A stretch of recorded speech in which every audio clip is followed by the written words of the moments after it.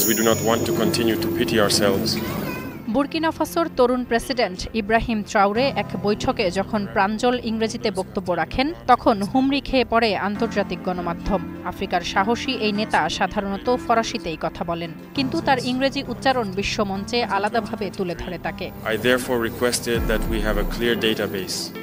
গেল 9 জুলাই হোয়াইট হাউসে আফ্রিকার 5 দেশের নেতাদের বৈঠকে সাবলীলভাবে ইংরেজিতে বক্তব্য দেন লাইবেরিয়ার প্রেসিডেন্ট জোসেফ বোয়াকাই। তার এই সাবলীল ইংরেজি বলার দক্ষতা নজর এড়ায়নি ডোনাল্ড ট্রাম্পেরও। জানতে চান কোথায় এত ভালো ইংরেজি শিখেছেন তিনি, আর এ নিয়েই সামাজিক যোগাযোগ মাধ্যমে ব্যাপক সমালোচনা করেন লাইবেরিয়ার জনগণ।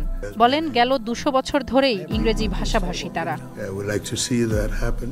ব্রিটিশ উপনিবেশের কারণে নাইজেরিয়া, ঘানা, কেনিয়া, উগান্ডা, দক্ষিণ আফ্রিকা, জাম্বিয়া, জিম্বাবুয়ে, বতসোয়ানার মতো দেশে প্রশাসন, শিক্ষা এবং বাণিজ্যের ভাষা হয়ে উঠেছে ইংরেজি। বর্তমানে প্রায় 22 কোটি আফ্রিকান ইংরেজিতে কথা বলেন, যা মহাদেশটির মোট জনসংখ্যার প্রায় 18%। তবে লাইবেরিয়ায় ব্রিটিশ উপনিবেশ কখনো ছিল না। মূলত আফ্রো আমেরিকানদের কারণে ইংরেজি হয়ে ওঠে লাইবেরিয়ার রাষ্ট্রীয় ভাষা। এতে রাজধানী মনরোভিয়ার নামকরণ করা হয় মার্কিন প্রেসিডেন্ট জেমস মনরোর নামে। লাইবেরিয়ার পতাকার সাথেও যুক্তরাষ্ট্রের পতাকার মিল রয়েছে। এছাড়া আফ্রিকার অনেক নেতাই যুক্তরাষ্ট্র, ইংল্যান্ডে পড়াশোনা করেছেন, যা তাদের ইংরেজি দক্ষতাকে করেছে আরও শানিত।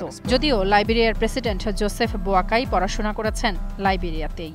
তবে বিশ্লেষকদের মতে ইংরেজিতে কথা বলার এই দক্ষতা কূটনীতি এবং বাণিজ্যে অন্যদের তুলনায় বিশেষ সুবিধা দেয় তাদের। তাসফিয়া তামান্না, স্টার নিউজ।